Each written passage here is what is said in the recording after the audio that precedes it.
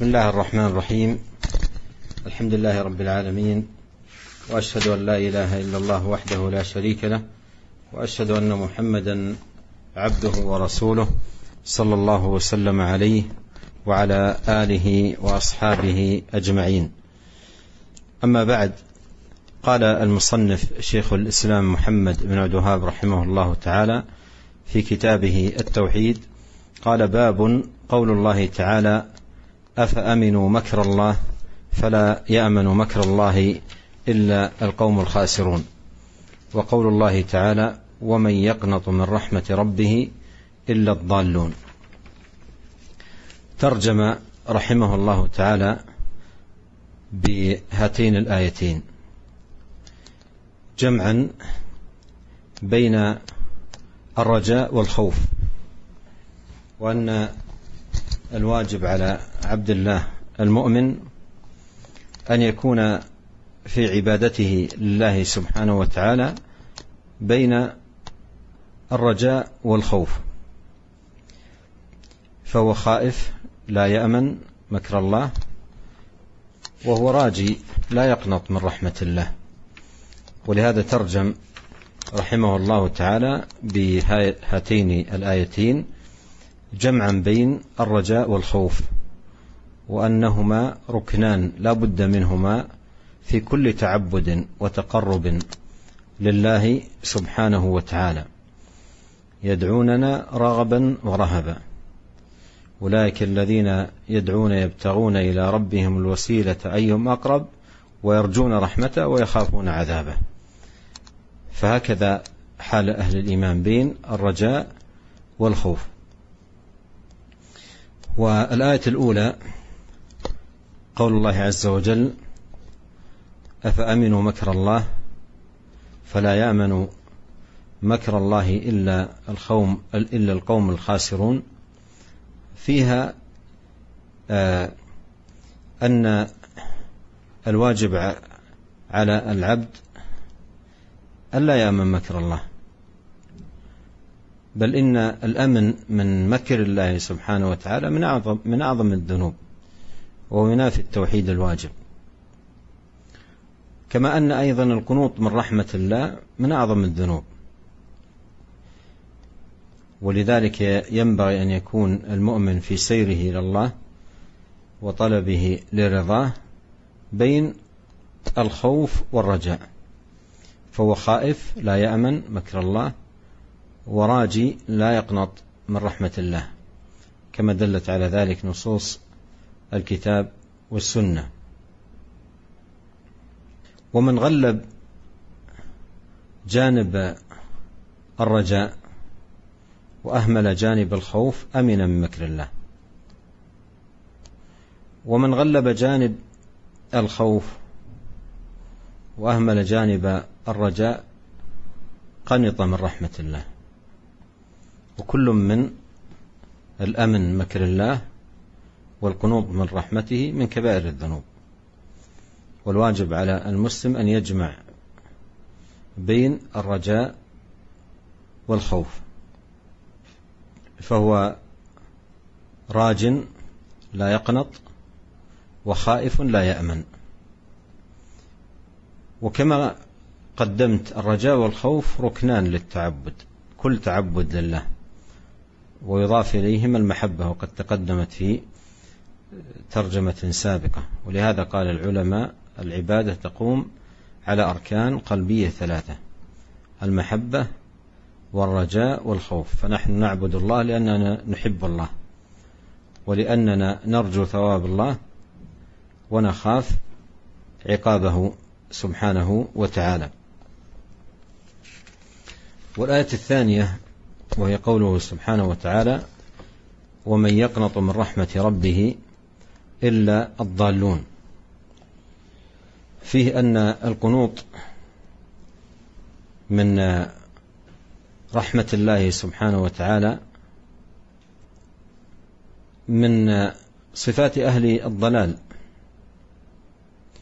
وينافي التوحيد الواجب، ينافي كمال التوحيد الواجب.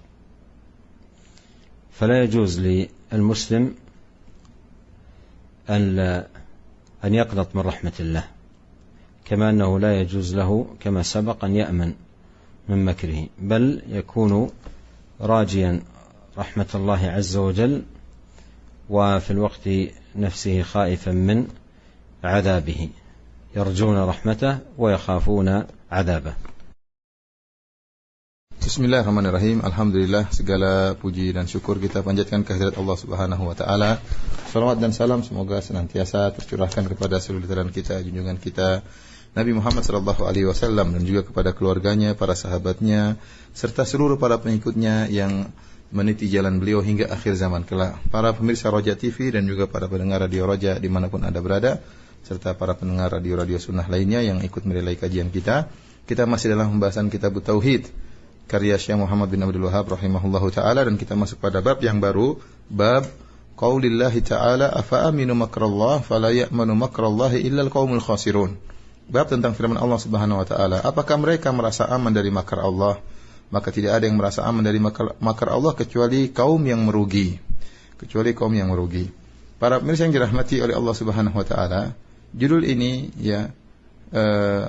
di mana Syekh Muhammad bin Wahhab rahimahullahu taala menyebutkan dua ayat langsung dengan dua ayat. Ayat yang pertama tadi kita sebutkan, barang siapa yang merasa aman dari makar Allah, tidaklah merasa aman dari makar Allah kecuali kaum yang merugi. Kemudian ayat kedua yaitu firman Allah Subhanahu wa taala juga dibawakan oleh Syekh Muhammad bin Wahhab, wa may yaqnatu min rahmati rabbih illa dhallun. Dan tidaklah merasa putus asa dari kasih sayang Allah kecuali orang-orang yang sesat. Dua ayat ini dibawakan oleh Syekh Abdul Wahhab rahimahullahu taala untuk mengumpulkan dua perkara yang merupakan rukun ibadah hati. Yang pertama raja, yang kedua adalah khauf, mengharap dan rasa takut. Dan wajib bagi seorang hamba yang beriman kepada Allah, tatkala dia beribadah kepada Allah Subhanahu wa taala, dia menggabungkan dua perkara ini. Dia berharap raja, tidak putus asa, dan dia juga ada khauf, tidak merasa aman dari makar Allah. Maka dia adalah seorang dalam kondisi takut, tidak merasa aman dari makar Allah Subhanahu wa taala, dan dia juga berharap, senantiasa berharap kepada Allah, tidak putus asa dari kasih sayang Allah Subhanahu wa taala. Oleh karenanya di sini Syekh Abdul Wahhab rahimahullah menggabungkan dua perkara ini, itu raja dan khauf. Dan dua perkara ini merupakan rukun yang penting dalam setiap ibadah, sebagaimana Allah sebutkan tentang sifat-sifat orang-orang beriman, yad'unana raghaban wa rahaba. Mereka berdoa kepada kami dalam kondisi berharap dan dalam kondisi takut. Ini orang-orang saleh demikian, mereka berdoa kepada Allah dalam kondisi raghaban wa rahaba, dalam kondisi berharap dan dalam kondisi takut. Demikian juga ulaika alladziina yad'una yabtaguna ila rabbihimul wasila ayyuhum aqrab wa yarjuna rahmatahu wa yakhafuna 'adzabah. Allah sebutkan bahwasanya orang-orang yang soleh sifat mereka yarjuna rahmatuhu wa yakhafuna 'adzabah, mereka berharap rahmat Allah Subhanahu wa taala dan mereka takut dengan azab Allah Subhanahu wa taala. Demikianlah sifat ahlul iman. Adapun ayat yang pertama, firman Allah Subhanahu wa taala, afa aminu makrallah fala ya'manu makrallah illa alqaumul khasirun. Apakah mereka merasa aman dari makar Allah, dari siksaan Allah, dari azab Allah?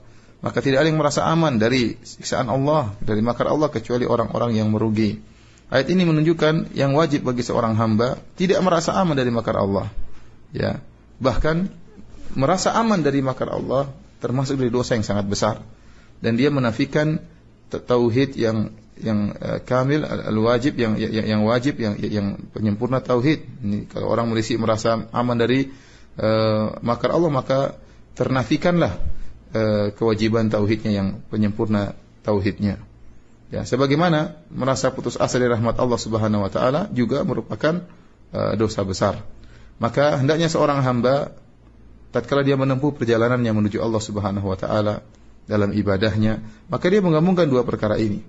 Dia adalah seorang hamba yang takut, tidak merasa aman dari makar Allah, dan dia juga seorang hamba yang berharap, tidak putus asa dari rahmat Allah Subhanahu wa taala. Sebagaimana telah ditunjukkan digabungkannya dua perkara ini dalam dalil-dalil dari Al-Qur'an maupun sunnah Nabi sallallahu alaihi wasallam.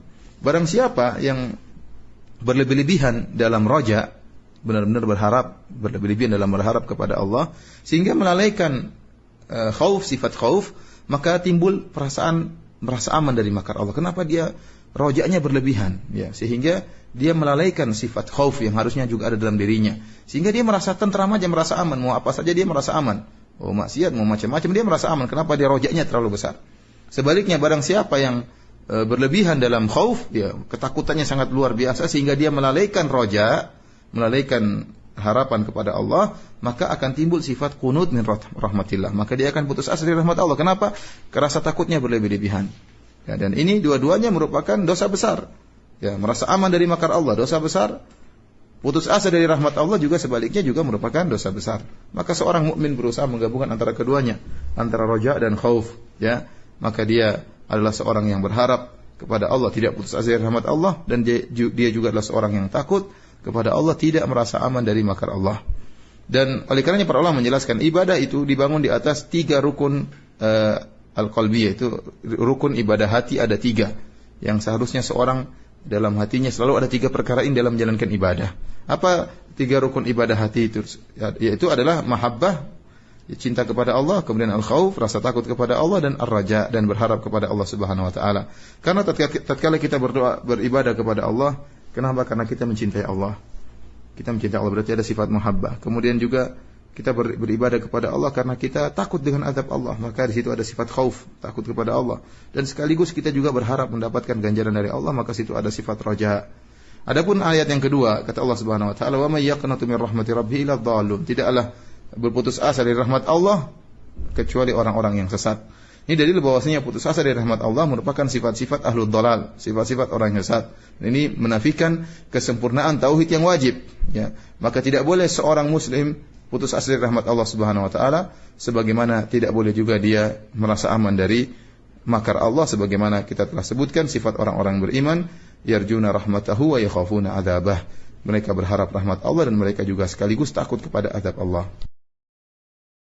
Qala rahimahullah wa 'an ibn Abbas radhiyallahu anhuma anna Rasulullah sallallahu alaihi wasallam su'ila 'an al-kaba'ir faqala al-ishraku billah واليأس من روح الله والأمن من مكر الله. وعن ابن عباس رضي الله عنهما قال أكبر الكبائر الإشراك بالله والأمن من مكر الله والقنوط من رحمة الله واليأس من روح الله. رواه عبد الرزاق. هذا فيه معاشر الكرام خطورة هذين الأمرين، اليأس من روح الله والأمن من مكره، وهما يتنافيان مع ما ينبغي أن يكون عليه المسلم من جمع بين الرجاء والخوف، وأن الواجب أن يكون المؤمن راجٍ رحمة الله فلا ييأس، وخائف من عذابه فلا يأمن، فيجمع لنفسه بين الرجاء والخوف. وهذا جمع فيه جملة من الكبائر بدأ بأكبرها وأعظمها والإشراك بالله سبحانه وتعالى وأكبر الكبائر، ثم ذكر ما يتعلق بما يخص الترجمة واليأس من روح الله والأمن من مكر الله. وفي الرواية الأخرى قال والقنوط من رحمة الله، والقنوط هو أشد اليأس. والحاصل أن الواجب على المسلم أن يكون جامعا بين الرجاء والخوف، فإذا خاف كان خوفه قائدا له لتجنب الكبائر، وإذا رجا كان رجاؤه سائقا له لفعل الفضائل. والكمال في العبد المؤمن إنما هو في الجمع بينهما. وبهذا انتهى ما يتعلق بهذه الترجمة. Kemudian para pemirsa yang dirahmati Allah Subhanahu wa taala, penulis membawakan 2 hadis. Yang pertama, an Ibnu Abbas radhiyallahu ta'ala anhuma, dari sahabat Ibnu Abbas radhiyallahu ta'ala anhuma, anna Rasulullah sallam su'ila 'anil kaba'ir. Rasulullah sallam ditanya tentang dosa-dosa besar. Faqala asyirku billah, kata Nabi sallallahu alaihi wasallam, syirik kepada Allah. Kemudian kata Nabi, wal ya'su min rahillah, putus asa dari rahmat Allah Subhanahu wa taala, pertolongan Allah. Wal amnu min makrillah, yang ketiga kata Nabi sallallahu alaihi wasallam, merasa aman dari makar Allah. Hadis yang kedua dari sahabat Ibnu Mas'ud, an Ibnu Mas'udin radhiyallahu anhu, dari Ibnu Mas'ud radhiyallahu ta'ala anhu qala, beliau berkata, ya, Rasulullah sallallahu bersabda, atau Ibnu Mas'ud berkata, akbarul kabair al-isyraku billah. Dosa yang paling besar adalah syirik kepada Allah. Wal amnu min makrillah. Kemudian merasa aman dari makar Allah. Dan yang ketiga, wal qunutu min rahmatillah. Putus asa dari rahmat Allah. Wal ya'su min rauhillah. Dan juga putus asa dari pertolongan Allah. Rawahu Abdur Razzaq. Ya, diriwayatkan oleh Abdur Razzaq. Para pemirsa yang dirahmati oleh Allah Subhanahu wa taala, dalam dua riwayat ini menjelaskan tentang bahayanya ya dua perkara ini, dua dosa ini, yaitu dosa merasa aman dari makar Allah dan dosa dari putus asa dari rahmat Allah Subhanahu wa taala. Karena dua dosa ini bertentangan dengan dua rukun ibadah yang kita sebutkan tadi, khauf wa raja. Ya, kalau orang merasa aman dari makar Allah, maka dia bertentangan dengan khauf. Seorang harus ada rasa takut. Dan kalau seorang putus asa dari rahmat Allah, berarti bertentangan dengan sifat roja. Seorang hamba harus punya mengharap kepada Allah. Jangan dia putus asa dari rahmat Allah Subhanahu wa taala. Maka seorang mukmin, ya dia berharap kepada Allah. Jangan sampai dia putus asa. Ya, dan seorang mukmin dia takut kepada Allah. Jangan sampai dia merasa aman dari makar Allah. Ya, oleh karena dua perkara ini digabungkan oleh Nabi sallallahu alaihi wasallam dalam dosa-dosa besar. Tatkala Rasulullah SAW ditanya tentang dosa-dosa besar, maka Nabi mengatakan yang pertama, al-isyraku billah, berbuat syirik kepada Allah. Jelas ini dosa yang paling besar. Setelah itu Rasulullah SAW menyebutkan al-ya'su min rohillah, merasa putus asa dari pertolongan Allah, wal amnu min makrillah, dan merasa aman dari makar Allah Subhanahu wa taala. Dalam riwayat yang lain disebutkan wal qunutu min rahmatillah, putus asa dari rahmat Allah Subhanahu wa taala.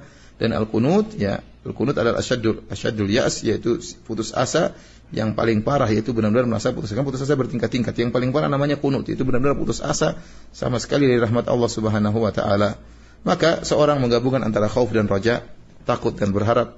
Jika dia takut kepada Allah, maka takutnya ini akan mengantarkan dia untuk meninggalkan perbuatan-perbuatan maksiat. Kenapa dia tidak merasa aman? Ya, bahwasanya azab Allah bisa datang tiba-tiba. Kalau dia merasa takut, maka dia akan meninggalkan kemaksiatan. Kemudian juga dia memiliki sifat roja, berharap. Kalau dia punya sifat roja, maka memberi dia motivasi semangat untuk beramal saleh karena dia berharap ganjaran dari Allah Subhanahu wa taala. Dan dengan demikian kita telah selesai dari bab yang kita bahas ini. قال رحمه الله تعالى: باب من الإيمان بالله الصبر على أقدار الله. هذه الترجمة معاشر المستمعين الكرام عقدها المصنف رحمه الله تعالى لبيان منزلة الصبر من الدين ووجوب الصبر على أقدار الله سبحانه وتعالى، وأن هذا من الواجبات التي أوجبها الله سبحانه وتعالى على عباده، أن يتلقى الأقدار المؤلمة بالصبر، ويحرم على المرء أن يتلقى أقدار الله بالتسخط والجزع، فإن ذلك ينافي كمال التوحيد الواجب. ولهذا عقد رحمه الله هذه الترجمة في هذا الكتاب بيانا لأهمية الصبر وعظيم مكانته. وقد ثبت في الصحيحين عن نبينا صلى الله عليه وسلم أنه قال: ما أعطي أحد عطاء خيرا وأوسع من الصبر. وأيضا ثبت عنه في صحيح مسلم أنه صلى الله عليه وسلم قال: والصبر ضياء، أي لصاحبه، ونور له. وذكر الصبر والحث عليه وبيان عظيم شأنه في القرآن جاء في مواضع كثيرة، حتى قال الإمام أحمد رحمه الله ذكره الله في 90 موضعا من كتابه.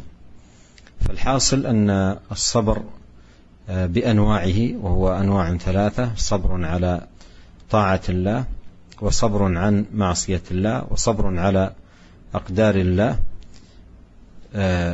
من المنازل العظيمة التي ينبغي على المسلم أن يكون متحليا به ومواظبا عليه، وأن يكون من عباد الله الصابرين، لأن صبره على أقدار الله هو من إيمانه بالله سبحانه وتعالى. لأن من الإيمان بالله الإيمان بأن الأمور بأقداره وبتقديره سبحانه وتعالى، وأن ما شاء كان، وأن ما أصاب العبد لم يكن ليخطئه، وما أخطأه لم يكن ليصيبه.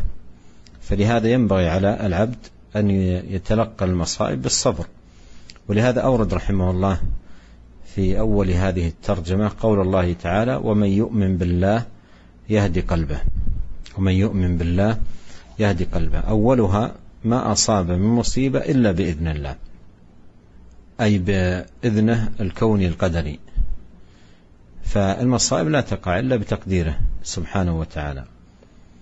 ومن يؤمن بالله يؤمن بأن ما أصابه من قدر الله لم يكن ليخطئه، فيستسلم لقضاء الله سبحانه وتعالى وقدره، ويتلقى مصابه بالصبر، يفوز بهذه الهداية كما قال: يهدي قلبه. ونقل رحمه الله عن علقمة وهو بن قيس النخعي رحمه الله أنه قال: هو الرجل تصيبه المصيبة فيعلم أنها من عند الله فيرضى ويسلم. من عند الله أي بقضاء الله وقدره، من عند الله أي بقضاء الله وقدره. فالمؤمن صحيح الإيمان بالله سبحانه وتعالى يعلم أن المصائب من عند الله، أي مقدرة.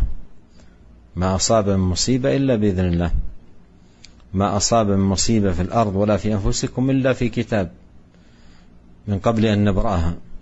فالمصائب مقدرة، فالمؤمن يعلم أن المصيبة من عند الله فيرضى ويسلم.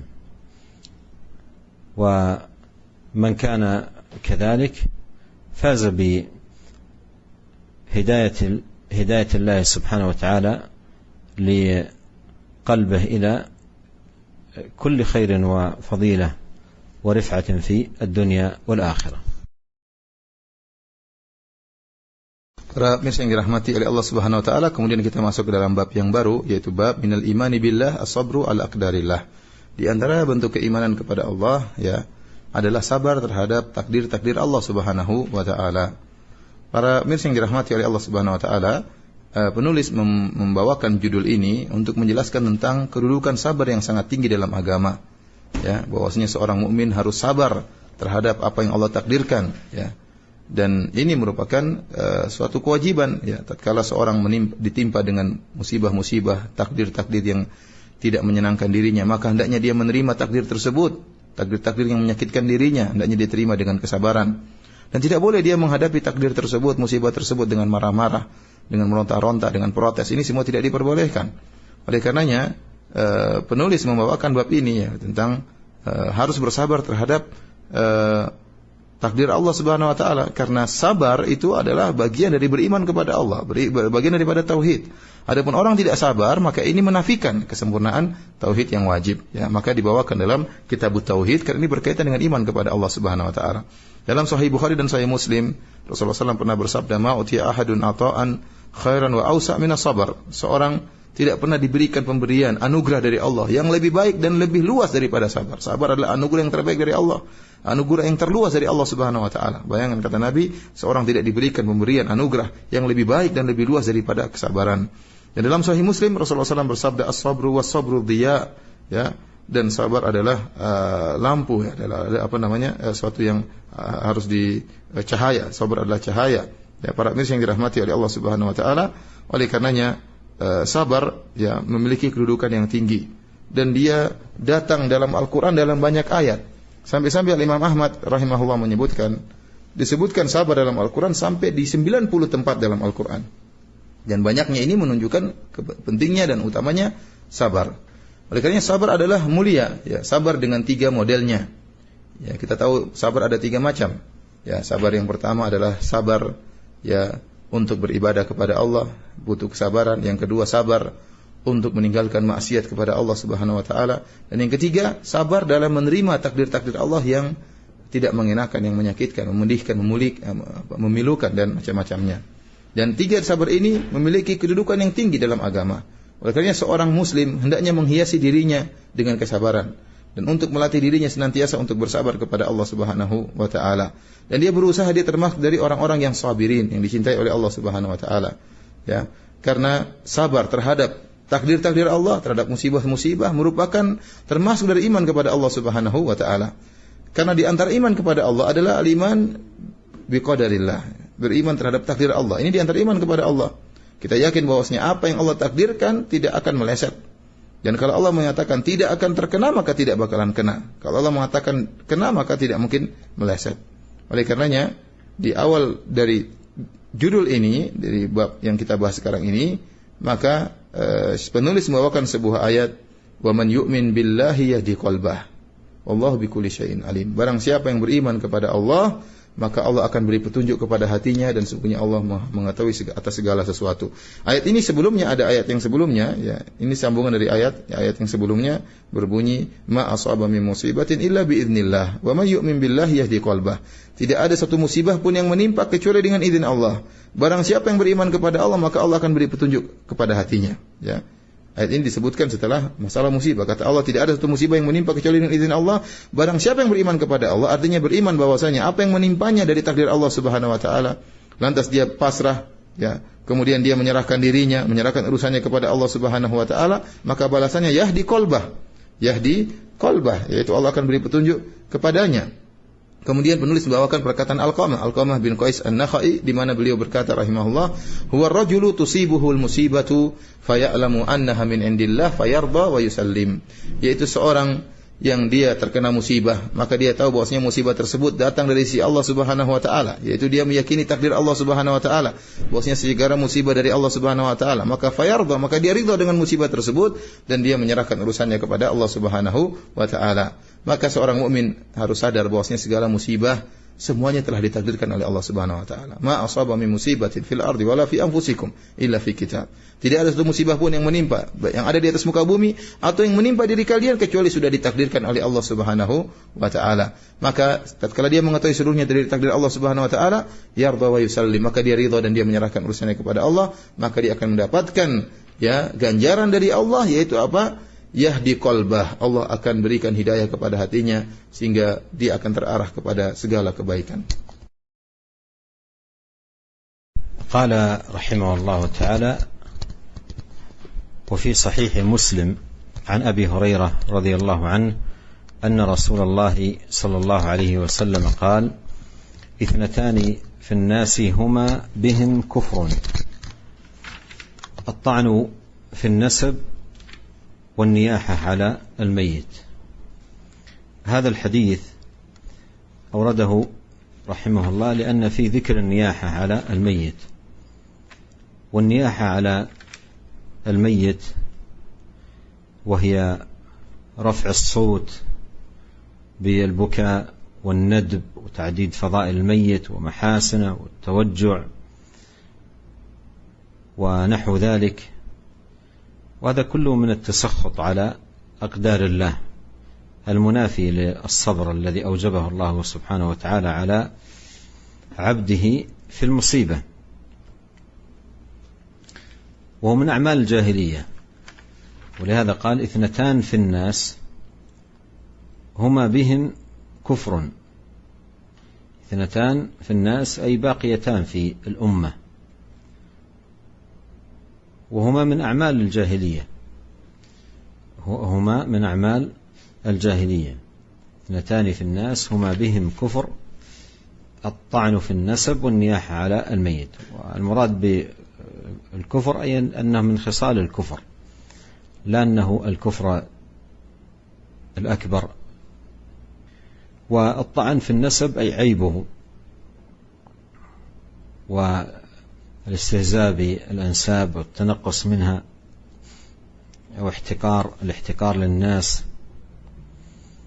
والنياحة على الميت كما قدمت، رفع الصوت بالبكاء، تعداد الفضائل، توجع ونحو ذلك مما فيه تسخط على قدر الله.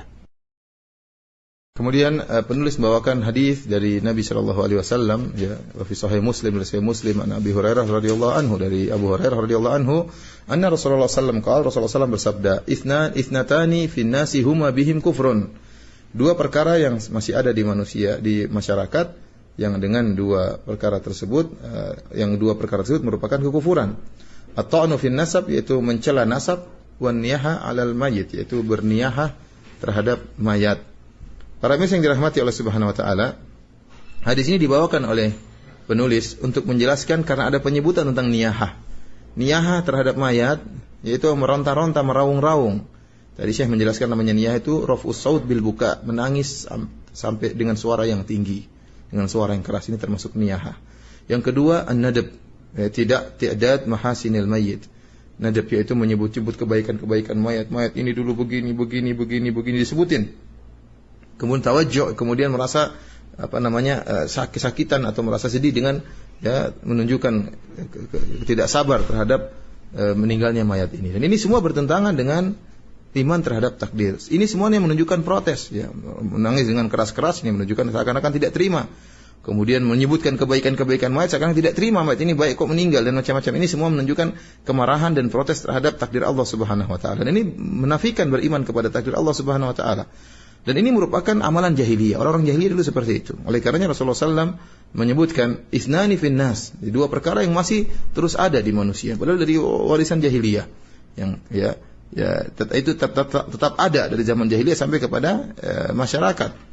Huma bihim kufrun, yang ini merupakan kufuran. Bukan maksudnya kalau orang melakukan niyahah, meronta-ronta tatkala ada yang meninggal kemudian keluar dari Islam, tidak, ini bukan kufur akbar, bukan. Tapi maksudnya ini merupakan dari bagian kekufuran, kufur kecil, bukan kufur akbar. Di antaranya juga kata Nabi sallallahu alaihi wasallam at-ta'nu fin nasab. Rasulullah SAW menyebutkan dua perkara. Pertama niyahah, yang pertama at-ta'an fin nasab, mencela nasab, yaitu mencela, merendahkan, mengejek nasab orang lain, merendahkan orang lain, menghina nasab orang lain. Ini adalah ta'an fin nasab dan ini merupakan kekufuran. Kemudian juga an-niyahah yang tadi telah kita sebutkan, niyahah yaitu menangis dengan suara yang tinggi, kemudian menyebut kebaikan sang mayat atau merasa menyebutkan kesakitan dengan meninggalnya sang mayat. Ini semua merupakan bentuk protes terhadap takdir Allah Subhanahu wa taala. Qala rahimahullah wa lahumā 'an Ibn Abbas marfu'an laysa minna man daraba al-khudud wa shaqqa al-juyub wa da'a bid'wa al-jahiliyyah. ليس منا من ضرب الخدود وشق الجيوب ودعا بدعوى الجاهلية. وليس منا هذا لا يقال إلا فيما هو كبير، فدل ذلك على عظم هذه الأفعال وأنها متنافية مع ما ينبغي أن يكون عليه المسلم من تلقي لأقدار الله سبحانه وتعالى بالصبر. ضرب الخدود وشق الجيوب والدعاء بدعوى الجاهلية، الدعاء بالويل والثبور وندب الميت ورفع الصوت بالبكاء ونحو ذلك، هذه كلها من أعمال جاهلية. كذلك شق الجيب أو ضرب الخد أو مثلا تمزيق شعر الرأس أو نحو ذلك مما يفعله كثير من الجهال عند المصيبة، ولو صح منهم الإيمان بالله وبأقداره لتلقوا المصيبة بغير هذا. وفرق بين المؤمن صحيح الإيمان وبين الجاهل، وهذا يبين لنا أهمية هذه الكتب التي كتبها العلم وعظيم فائدتها للناس في إصلاحهم ودلالتهم إلى ما فيه هدايتهم وفلاحهم وتحذيرهم من أمور الجاهلية التي ما أنزل الله سبحانه وتعالى بها من سلطان. Kemudian para pemirsa yang dirahmati oleh Allah Subhanahu wa taala, kata penulis rahimahullahu taala, walahuma an Ibni Mas'udin marfu'an, dan juga diriwayatkan oleh Imam Al-Bukhari dan Imam Muslim dari Ibnu Mas'ud secara marfu' dari Nabi sallallahu alaihi wasallam. Kata Rasulullah sallallahu alaihi wasallam, "Laisa minna man darabal khududa wa syaqqal juyuba wa da'a bid'awal jahiliyah." Bukan dari golongan kami seorang tatkala terkena musibah, kemudian dia memukul-mukul pipi-pipinya, kemudian dia merobek bajunya, kemudian dia menyeru dengan seruan jahiliyah, Para pemirsa yang dirahmati oleh Allah Subhanahu wa taala, sabda Nabi laisa minna, bukan dari kami, ini tidak diucapkan atau tidak dikatakan kecuali kepada dosa besar. Artinya perbuatan ini merupakan dosa besar. Dan ini menunjukkan bahayanya perbuatan-perbuatan ini karena dosa besar. Yaitu seorang tatkala terkena musibah, kemudian dia tidak sabar, kemudian apa yang dia lakukan? Maka dia pun darabal khudud, dia pukul-pukul pipinya, pukul-pukul kepalanya. Kemudian dia robek-robek bajunya, kerah bajunya dia robek, kantongnya dia robek, Kemudian juga dia menjambak rambutnya. Ini semua adalah perbuatan-perbuatan yang menunjukkan protes, tidak terima dengan takdir Allah Subhanahu wa taala. Perbuatan orang-orang bodoh tatkala terkena musibah. Ya, seperti ini. Kalau seandainya mereka beriman kepada Allah Subhanahu wa taala, beriman tentang takdir Allah, bosnya semua yang bikin ini semua Allah, yang menentukan musibah adalah Allah Subhanahu wa taala, maka mereka akan terima takdir Allah tersebut, ya. Adapun kalau orang tidak beriman kepada takdir Allah, maka itu yang mereka lakukan, protes, ya, dengan perbuatan-perbuatan yang menunjukkan sikap protes tersebut. Dari sini kita tahu pentingnya buku-buku yang ditulis oleh para ulama. Ya, penulis buku ini, buku Kitabut Tauhid, buku yang sangat penting untuk mengingatkan umat dari perbuatan-perbuatan yang buruk seperti ini. Tatkala terkena musibah tidak boleh. Ya, kemudian orang-orang melakukan perbuatan-perbuatan yang menunjukkan protes kepada Allah seperti mukul pipi, robek baju, seru dengan seruan jahiliyah seperti niyaha, menangis dengan teriak-teriak, ya, dan macam-macamnya, dan menjambak rambut. Ini semua adalah perbuatan yang menunjukkan protes terhadap takdir Allah dan tidak menunjukkan beriman kepada takdir Allah Subhanahu wa taala. ثم أورد حديث أنس أن رسول الله صلى الله عليه وسلم قال: إذا أراد الله بعبده الخير عجل له العقوبة في الدنيا وإذا أراد بعبده الشر أمسك عنه بذنبه حتى يوافى به يوم القيامة، حتى يوافى أو يوافي به يوم القيامة. قوله إذا أراد الله بعبده الخير عجل له العقوبة في الدنيا، أي المصائب التي تحل به من مرض أو فقر أو شدة أو كرب، فهذه المصائب كفارات، فإنه كما جاء في الحديث لا يزال البلاء بالعبد حتى يمشي على الأرض وليس عليه خطيئة. فالمصيبة التي تصيب العبد تمحص وتكفر من خطاياه. وإذا أراد الله بعبده الشر أمسك عنه بذنبه حتى يوافي به يوم القيامة، أي يجي في الآخرة مستوفى الذنوب، تكون ذنوبه وافية يوم القيامة، لم يحصل في الدنيا ما تكفر عنه به تلك الذنوب. وهذا الحديث ينبغي للمسلم أن يستفيد منه من جهة أن المصائب فيها تكفير، وعليه إذا أصيب بالمصيبة أن يحتسب عند الله سبحانه وتعالى أن يكفر بها عن خطاياه وأن يرفع بها درجاته. Kemudian penulis membawakan sabda Nabi sallallahu alaihi wasallam dari Anas radhiyallahu anhu bahwasanya Rasulullah sallallahu alaihi wasallam bersabda, "Idza aradallahu bi 'abdil khair ajjala lahu al-'uqubata fid dunya." Jika Allah menghendaki bagi hambanya kebaikan, Allah menyegerakan hukumannya di dunia. Wa idza arada bi 'abdi syarra amsaka anhu bi dzambihi. Kalau Allah menghendaki keburukan bagi seorang hamba, Allah tahan dosa-dosanya hatta yuwafiya bihi yaumil qiyamah, sampai akhirnya Allah membalas hamba tersebut dengan dosa-dosanya tersebut pada hari kiamat dengan sempurna dosa-dosanya. Para mirsa yang dirahmati oleh Allah Subhanahu wa taala.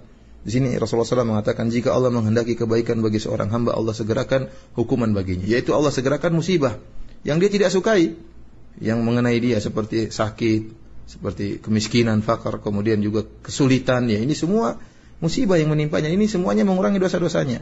Sebagaimana dalam hadis disebutkan la yazal bala bil abdi hatta yamshi fil ard wa laysa alaihi khati'ah. Seorang hamba senantiasa terkena musibah dan ujian-ujian terus mengenai dia sampai dia berjalan di atas muka bumi, tidak ada dosanya sama sekali. Sudah dibalas di dunia, di akhirat dia kosong, tidak ada dosanya sama sekali. Adapun jika Allah menghendaki keburukan bagi seorang hamba, Allah tidak berikan dia musibah di dunia. Allah biarkan dia dengan dosa-dosanya, tidak dikasih teguran, tidak dikasih, sehingga dia pada waktu hari akhirat kelak datang di mana dosa-dosanya masih full, tidak ada dikurangi sama sekali, tidak ada yang mentakfir, tidak ada yang mengurangi dosanya di dunia, dia tidak pernah terkena musibah, dia santai-santai saja. Maka dosa-dosanya akan dibalas oleh Allah secara sempurna, tidak ada yang dikurangi sama sekali. Maka hadis seperti ini, hadis yang agung seperti ini, hendaknya seorang berusaha mengambil faedah dari hadis ini. Dan ingat bahwasanya segala musibah yang menimpa dia adalah menggugurkan dosa-dosanya. Maka hendaknya dia bersabar dan dia berikhtisab mengharapkan dari musibah tersebut untuk agar dosa-dosanya dikurangi dan agar dia kedudukannya ditinggikan oleh Allah Subhanahu wa taala. ثم ختم رحمه الله تعالى هذه الترجمة قال: وقال النبي صلى الله عليه وسلم: إن عظم الجزاء مع عظم البلاء، وإن الله تعالى إذا أحب قوما ابتلاهم، فمن رضي فله الرضا ومن سخط فله السخط. وهذا فيه أن الابتلاء إذا تلقاه العبد بالرضا وتجنب أن يتلقاه بالتسخط كان من أبواب الرفعة له عند الله والفوز برفيع الدرجات، وكان مكفرا لذنوبه وخطاياه. ولهذا ينبغي أن يفقه المسلم هذا الباب، وأن الابتلاءات التي يبتلى بها إذا تلقاها بالصبر والرضا وعلم أنها بقضاء الله سبحانه وتعالى وقدره فلم يسخط ولم يجزع كانت له رفعة عند ربه ومولاه سبحانه وتعالى. وبهذا انتهى ما يتعلق بهذه الترجمة، ونسأل الله الكريم أن ينفعنا أجمعين بما علمنا، وأن يزيدنا علما، وأن يصلح لنا شأننا كله، وألا يكلنا إلى أنفسنا طرفة عين، إنه تبارك وتعالى سميع قريب مجيب. Kemudian penulis menutup bab ini dengan membawakan sebuah hadis. Beliau berkata, waqala sallallahu alaihi wasallam, Rasulullah SAW bersabda, inna idhamal jaza ma idhamil bala. Sungguhnya besarnya balasan sesuai dengan berdasarkan besarnya ujian. Wa inna Allah ta'ala idza ahabba qauman ibtalahum. Dan jika Allah Subhanahu wa taala mencintai suatu kaum, maka Allah akan menguji mereka. Faman radiya falahu ridha. Barang siapa yang ridha dengan ujian tersebut, maka Allah akan meridainya. Waman sakhita falahu sukhtu. Jika dia marah dengan ujian tersebut, maka baginya kemarahan pula. Hadis ini dihasankan oleh Imam Tirmidzi. Para pemirsa yang dirahmati oleh Allah Subhanahu wa taala, hadis ini menjelaskan jika seorang diuji oleh Allah Subhanahu wa taala, kemudian dia menerima ujian tersebut dengan penuh keridhaan dan penuh kesabaran, dan dia menjauhkan dari sifat menunjukkan kemarahan, protes terhadap ujian Allah Subhanahu wa taala, maka ini merupakan salah satu pintu untuk meningkatkan derajatnya di sisi Allah Subhanahu wa taala. Ya, salah satu pintu untuk meningkatkan derajatnya. Selain dia akan diampuni dosa-dosanya oleh Allah Subhanahu wa taala, dosa-dosanya diampuni, kesalahannya diampuni, juga mengangkat derajatnya di sisi Allah Subhanahu wa taala.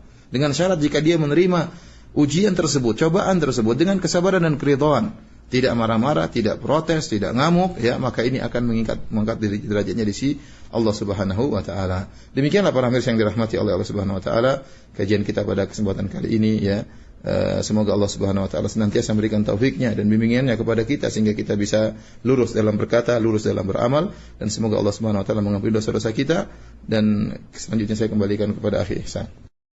Jazakumullah khair kepada Fadilatul Syekh Abdul Razak bin Abdul Muhsin Abdul Badir hafizahullah taala dan Ustaz Firanda Adiri yang telah menerjemahkan syarah dan penjelasan yang disampaikan oleh Fadilatul Syekh. Dan kami akan angkat beberapa pertanyaan yang masuk baik melalui pesan singkat ataupun telepon di 0218236543. Yang pertama, Assalamualaikum warahmatullahi wabarakatuh. Ya Fadilatul Syekh, apakah batasan takziah yang dibolehkan dan tidak terhitung sebagai niyahah? Karena sebagian kaum muslimin terutama di tempat kami berkumpul-kumpul di tempat kematian sampai menjelang kematian hingga 40 hari. Apakah ini termasuk ke dalam bagian niyahah? Jazakallahu khair. نعم، هذا الاجتماع إلى هذه المدة هذا من النياحة، والأصل في التعزية أن تعزي أخاك أينما تراه، في بيته أو في المسجد أو في الطريق. أما التجمع في البيت وأن يصنع أهل الميت طعاما ويكون بهذه الطريقة إلى هذه المدة فهذا من النياحة ومن العمل غير جائز غير مشروع، والواجب البعد عن ذلك، وتعزي أخيك أينما لقيته في المقبرة وفي الطريق وفي البيت وفي المسجد، وإن جئت في بيته وعزيته وواسيته فلا بأس. لكن أن يجعل من موت الشخص تجمعات لمدة 40 يوم هذا كله لا أصل له في هدي النبي الكريم عليه الصلاة والسلام. Syekh menjelaskan bahwasanya berkumpul-kumpul di rumah kematian, di rumah mayat yang meninggal dunia sampai 40 hari, ini jelas termasuk niyahah ya. Seorang berusaha mentakziah itu menghibur kemudian berwasiat atau membuat agar dia sabar, mentakziah saudaranya di mana saja dia ketemu, apakah di masjid, apakah kebetulan di jalan ketemu, apakah dia pergi ke rumahnya ataukah pas lagi dikubur ya mayat tersebut, dia berusaha untuk memberi nasihat kepada dia, menghiburnya, takziah ya. Jadi takziah bukan harus ke rumah, tidak. Takziah itulah kalimat untuk menghibur orang tersebut agar dia bersabar. Di rumah, di masjid, di kuburan, di jalan, di mana saja ya. Adapun berkumpul-kumpul di rumah kemudian buat makanan ya sampai akhirnya berkumpul-kumpul, maka sampai 40 hari ini termasuk daripada niyahah. Oleh karena yang wajib adalah kita berusaha menjauhkan dari hal tersebut. Adapun yang harus kita lakukan adalah takziah. Dimanapun kita bertemu dengan saudara kita yang terkena musibah, maka kita memberi nasihat kepada dia, ya, memberikan hiburan kepada dia agar dia di takziah ya. Dan dimanapun kita bertemu dengan dia, apakah di masjid, di rumah, di mana saja ya. Adapun berkumpul sampai 40 hari, maka ini tidak diperbolehkan. Jazakallahu khairan fadilat Syekh. Dan kami akan terima satu penelpon, silakan. Assalamualaikum. Waalaikumsalam. Dengan siapa Ummu di mana? Dengan Ummu Afkar. Di mana? Di Sulawesi Selatan. Baik, silahkan secara langsung kepada Syekh. Ini yang saya mau tanyakan tentang imunisasi bayi. Kebetulan saya pernah mendengar kalau ternyata imunisasi bayi itu belum ada legalisasi dari MUI katanya, karena ternyata penelitian itu mengambil dari DNA babi. Baik, kami bisa tangkap pertanyaannya itu saja? Iya, jadi bagaimana itu? Baik. Jazakallah khair pada Ummu, dan kita akan simak jawabannya dari Syekh. Jazakallah khair. هذا يعني سؤال غير واضح ويحتاج إلى نظر في أولا تحقق من الأمر. أما التطعيم من حيث هو في الوقاية من بعض الأمراض هذا لا بأس به، وهذا يسمى الطب الوقائي، فهذا لا بأس به. لكن هذا الذي تسأل عنه السائلة ليس لي به علم، وهل هو مجرد شائعة أو الأمر هذا متحقق. هذه أمور لا بد أن تبحث بشكل صحيح ثم يطرح السؤال عن بينة. أما مجرد التشكيك أو الظنون هذا كله ما يبنى عليه. Saya menjelaskan bahwasanya pertanyaannya masih belum jelas ya. Kenapa? Karena menyatakan bahwasanya imunisasi dari babi dan macam-macamnya ini butuh penelitian yang tegas, tidak boleh hanya sekedar isu ya atau katanya-katanya. Namun kalau kita berbicara tentang imunisasi secara hukumnya tanpa ditinjau dari bahan apanya, artinya mencegah penyakit ini tidak jadi masalah. Jadi membuat mengimun bayi sehingga dia memiliki kekebalan untuk mencegah menahan penyakit, maka ini tidak mengapa, disebut dalam istilah namanya tib al-wiqai, yaitu pencegahan. Ini tidak jadi masalah dalam syariat. Adapun masalah imunisasi tersebut imunisasinya terbuat dari barang-barang yang haram atau dari babi dan yang lainnya, maka ini harus diteliti dengan baik, bukannya harus benar-benar serius dan teliti dengan baik, bukan hanya sekedar ada isu atau mendengar-dengar, dan tidak boleh kita membuat keraguan kecuali kalau sudah ada bukti yang nyata. Jazakallah khair Syekh. Dan pertanyaan terakhir kami sampaikan. Assalamualaikum warahmatullahi wabarakatuh.